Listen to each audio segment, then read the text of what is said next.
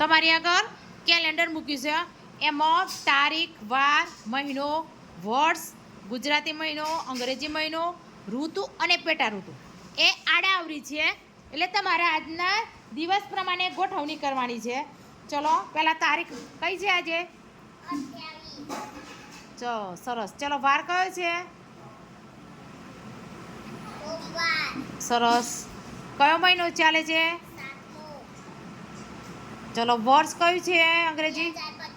સરસ. ચલો ગુજરાતી માસ પ્રમાણે કયો મહિનો છે? સરસ. અંગ્રેજી માસ પ્રમાણે? સરસ. ઋતુ? ચોમાસું. પેટા ઋતુ? વર્ષા ઋતુ. સરસ. જો આ જ રીતે તમારે શું કરવાનું છે? રોજ તારીખ અને વાર એ બે વસ્તુ બદલી નાખવાની. પછી મહિનો બદલવાનો થાય ત્યારે મહિનો બદલવાનો. પછી જો ઋતુ પણ બદલાય. ચોમાસું પછી શું આવશે ખબર છે? શિયાળો આવે, પછી ઉનાળો, ચોમાસું. પણ જે પ્રમાણે ઋતુ બદલાતી હોય એ પ્રમાણે ઋતુ પણ બદલવાની. સરસ ગોઠવણી કરી હો બગા.